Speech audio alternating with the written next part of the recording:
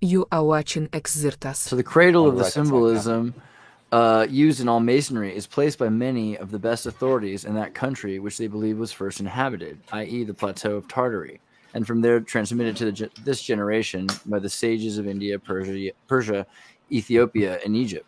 We are not indebted to either ancient Egypt for either religion or masonry, but to America. Right?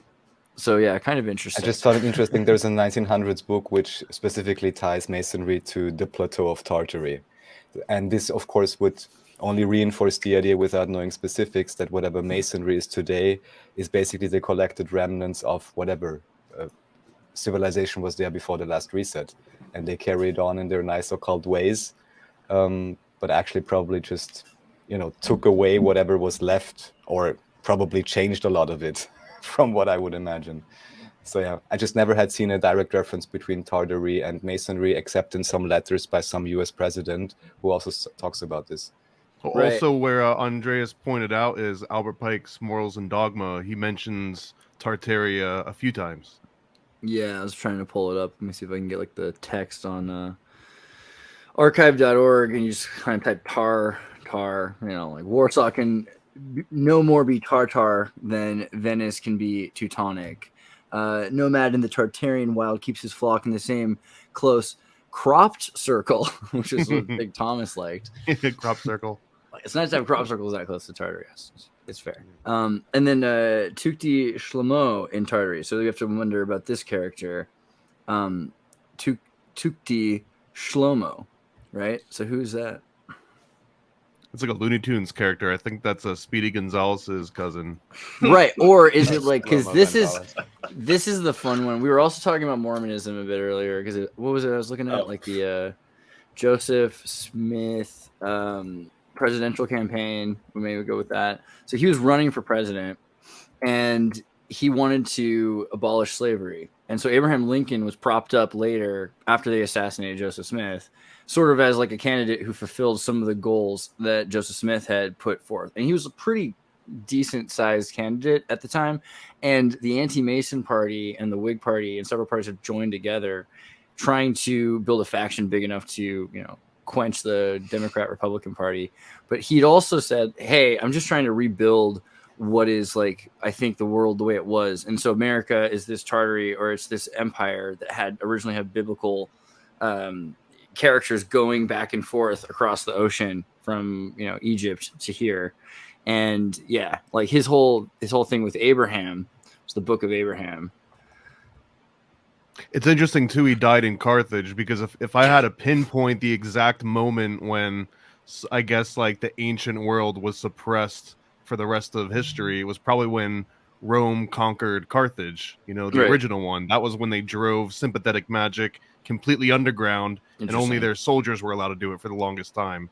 So then you got Joseph Smith like, hey, let's bring us back to, this old sympathetic, reading into it.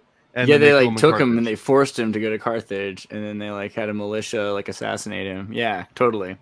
Pretty crazy. But the thing with the Abraham, because the Book of Abraham and the Book of Joseph, which was burned, and they tried to destroy all the copies of the original text, because he got them from mummies that he had purchased from crypt robbers from Egypt. Like they had the scrolls, and then they eventually had like the fire of 1871 in Chicago to burn the library where a lot of the stuff that they had stolen from the Latter-day Saints after he had been assassinated had ended up. So there's only like a little bit of remnants of it, but it ties, Akhenaten to Moses, and the idea that they were leaving Egypt. So just hearing that name, like Tukti Shlomo, like the idea that there's like this massive exodus out of Egypt or into wherever of Europe, like perhaps out of Turkey or something.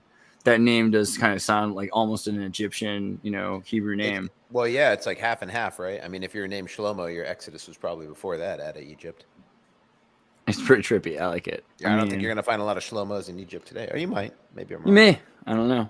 There's that. René Descartes was a stoner. Did you know that? I just found this out.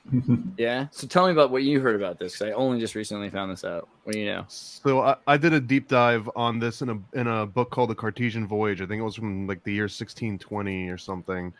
And it outlines how René Descartes had this little snuff box, and it was basically tobacco mixed with some unknown herb. And if pressed, I would say it was probably like some kind of DMT analog, but that he would sniff this powder and then he would just be hunched over for 2 to 3 hours. And then while he was doing this, he was actually projecting and he was learning about how the universe worked from all the masters, and that he could, show other people how to do this.